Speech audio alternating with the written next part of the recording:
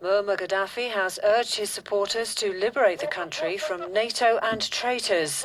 The Libyan leader broadcast an audio message a day after rebels said they had captured a key town near Tripoli.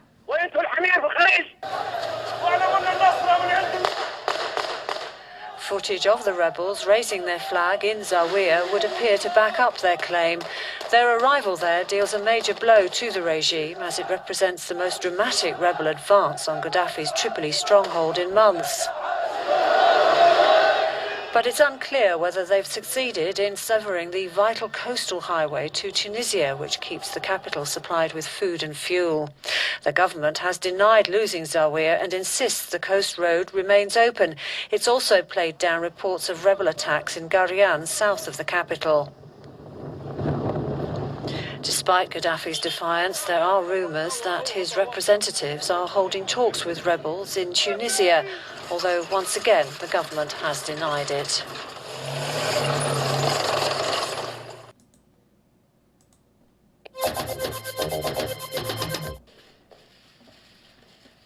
Good morning, and I apologize for the delay. We urge those countries still buying Syrian oil and gas, those countries still sending Assad weapons, those countries whose political and economic support give him comfort in his brutality, to get on the right side of history.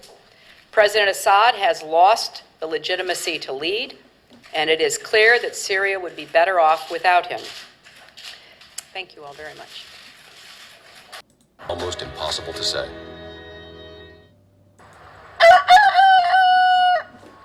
Off a busy road in Lakewood, New Jersey, there's a small dirt road into the woods, and 500 feet down that road is another world. Welcome to Tent City, a modern-day Hooverville. The weather, the bugs, the dirt. I think it's the dirt that really gets to me, you know. It's not like you can pop in the shower at the end of a day.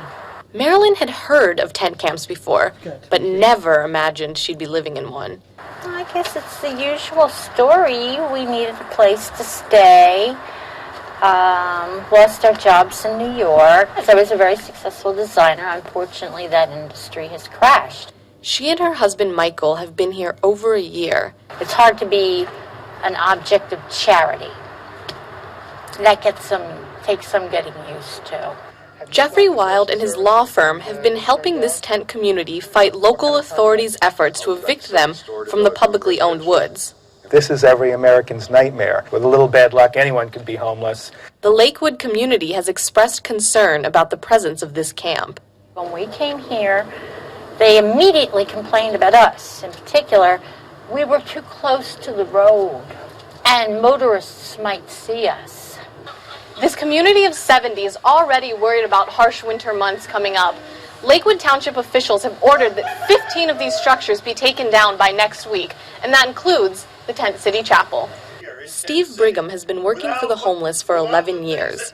I slept here with 7 other men last winter in this very room. This room kept people warm during the winter, but they want us to tear it down. 6 years ago, Steve left his job as an electrical contractor to devote all of his time to the needy. Now he lives on a bus. I sleep in this bus. I have a desk in here. It's filled up with stuff. I've got just enough room on my bed for it to sleep, but everything else is used up for things that we need. So in the last 2 years, I've been living out in the homeless camp with the homeless just to make sure that their needs are met. And it's not just in Lakewood. Tent cities are popping up all across the nation. Tim Iglesias is a law professor at the University of San Francisco. I think it's growing, and I think it's probably going to grow in leaps and bounds. There's estimate that over another 1 million people are going to be displaced and kicked out of their homes this year alone. And in the meantime, there haven't been that many more homeless shelters set up. We have to put survival needs first. This is a life and death issue.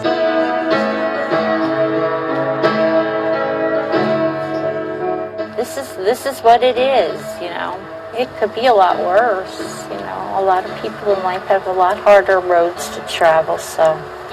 Until a solution is found for this growing crisis, This tent city is sticking together and surviving one day at a time. Christina Ng, ABC News Digital. Hello everyone, welcome to Global Government News. Today is Monday, August 15th, 2011. I'm Darko. This is part 2 of this news bulletin, everyone. And yes, that is another lawnmower in the background. There's been lawnmowers going for 3 hours straight. I swear to God, this is unreal. Maybe this is just a test for me to not go outside and just snap on innocent neighbors. You just gotta laugh it off. But top 10 words of the year include austerity and socialism. So GGNonline.com is my website. That's GGNonline.com, YouTube, DDarko2012, and also on Facebook, you can check out the Global Government News group. And all the links that I cover with the headlines and links, also with the links to Facebook group, will be posted in YouTube's video description, so check them out. I'm changing it up a little bit as far as the format here. I'm going to just finish off with some very important articles, because that video was pretty interesting about the tent cities. And the hardest part is not living out in the forest. Yeah, in the winter. I mean, yes, you have enough to worry about when you're living in the elements and having to face the winter and clean water or food. But no, the biggest problem is the government, is the state. That is the big thorn in every person's side, is the state, is the government. Even if you try to live out in the forest, oh, you better move back because, some sheeple might see you and they might say, that looks kind of cool. I think I'm just going to stop being a mortgage tax and a tax slave here, and I'm just going to try to live simply. And actually, you'll probably end up being happier and have a more fulfilling life, and they don't want that. They do not want that. They're talking about, we got to fix the crisis. Fixing the crisis is killing off useless eaters. That's what it is. It's called eugenics, population reduction. And that is in the works. That is on the books. It's in the plans for all of us. All of us useless eaters that are no longer employed or a property tax paying homeowners. So check it out. It says here, top 10 words of the year include austerity and socialism, and that was in 2009. Will a poor economy permanently affect how we shop? And they're going to go in there and tell you how you should shop and how you should spend and live and think. David Ramsey demands major lifestyle changes from two families, so talking about their financial situation. And Tom Hanks reimburses unimpressed moviegoers about a man who goes back to school after being made redundant. So he paid him back. And I told you about that movie, about how I don't know how they're going to pull it off. Two rich people acting like they're struggling. Wait till you're in a tent city. Everything must go. This is another propaganda film.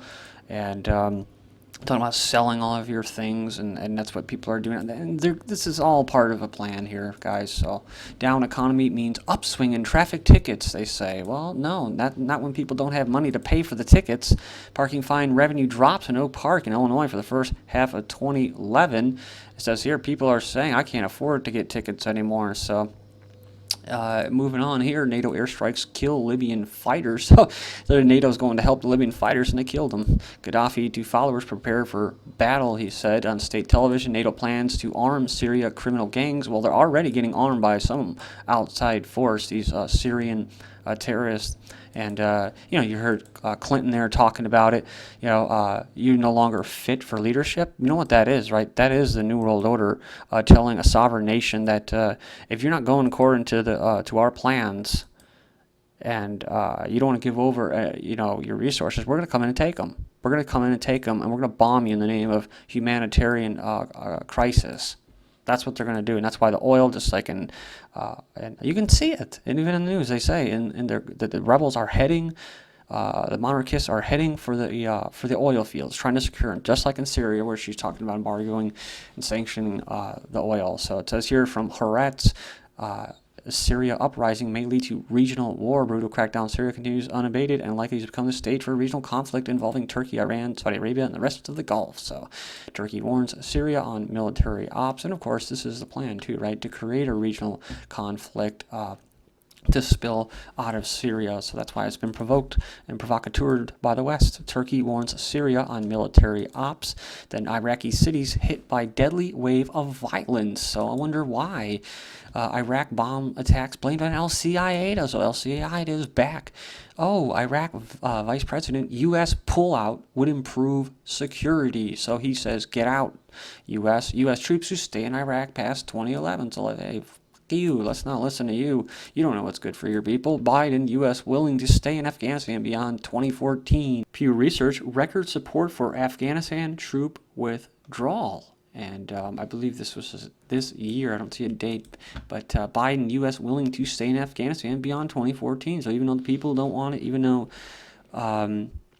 people within Afghanistan are sick of being drone bombed and that and want NATO and the U.S. to leave, no, they're just going to go ahead and stay and set up permanent bases like Iraq. Autonomous robot truck will debut in Afghanistan this year. So go military industrial complex to Ching. U.S. to stay in Afghanistan beyond 2011. And then we have Lebanon marks Hezbollah rout of Israel. It says Lebanon has marked the 5th anniversary of Hezbollah victory over Israeli forces in 2006 when Tel Aviv regime launched a military offensive against the Lebanese territory. And I believe Israel just attacked Gaza and killed some Palestinians today. So I tried to look up the article, but I couldn't find it. Israel looms as key issue in GOP race. That's right. And Ron Paul, he seems to dance around that issue, saying that we got to be friends, and we just want to fund them. But as much as I agree with many of his policies and what he says, although I don't really listen to the little news bites from him anymore, or as much, I just don't trust him, and I don't trust the Tea Party, and I made a video about that, about banning the Tea Party and how I was advising to do that. And shortly after that, I got co-opted. You had Palin on there, and then you got Coke Industries associated with it. So, and they're associated with terrorists. So, it says here, Israel case 277 new West Bank settle units, and it says here, anti-Israel sentiments on the rise in Europe. It was conducted by a Berlin-based foundation, and basically respondents in the poll say Tel Aviv's policies are the main reason for their hatred toward Israel. They cited racist nature of Israel and Zionism as the second reason for their negative attitude towards Tel Aviv. Then Kenya opposes new camp for Somalis, and it says here that despite pressure from the UN, and they say here that the 1,500 flow of refugees a day is unsustainable. Al-Qaeda, al-Qaeda in North Africa seeks Arab Spring jihad. So there you go. CIA and the Islamic Maghreb wants to put its footprint in the Arab Spring now that violence is fueling the uprisings due to recent CIA meddling, and in a 2-part video, and it's trying to lure new followers for revolt by jihad. So there you go. Go check out al-Qaeda's website. I think it was taken down recently, but maybe it's still back up. Army Ranger took his life after 8 months of deployment to Iraq and Afghanistan, and he says here because he thought there was no way that any God would ever forgive him. And he said that his girlfriend said that basically he was trying to get help before he did it. It says here, U.S. Army suicides reached record in July among active personnel and reservists, and it's reached their highest level. It says here, CIA, U.S. military operating inside Mexico's drug war. No surprise there. And then Cameron vows to mend Britain's broken society. So a broken society, and he's going to do that by taking away their freedoms and bringing on more government and police and task force. Cameron's law, Prime Minister cracking down on rioters, talking about curfews. So now we're seeing curfews everywhere in Philadelphia, curfews in England. Investigate using the army to free up police for frontline duties. Give individual police officers the power to force people to remove scarves, hoods, and masks covering their faces. Chinese regime's anti-terror unit enters the Chinese city. They're questioning people, stopping them on the streets. Authorities also extended the anti-terrorism operation to grassroots, recruiting civilian and why movement to renounce the Chinese Communist Party reaches major milestones. So you are a terrorist if you don't like communism anymore in China. U.S. South Korea to begin annual joint war games. Major disaster drills set for Sunday in St. Louis. And Tibet monk burns himself to death. Philly teens are busted for curfew. Native Americans' rights are widely abused. Amnesty International says protests in California after Indian remains are unearthed, 6,000-year-old. And look at this, uncontacted Brazilian tribe still missing. Remember this, guys? They were all, oh, look, we found them, and now they're missing. I wonder what happened to those guys. It says here, guns, drugs, and stolen goods seized in suburban raids. And, oh, there's pot, there's some weeds, there's some plants. Top cops and drug shame officers illegally fail cocaine tests. So, double standard. San Diego police become domestic intelligence players. And they're talking about integrating local police departments into the U.S. counterterrorism community. This is GGN. And I'm Darko.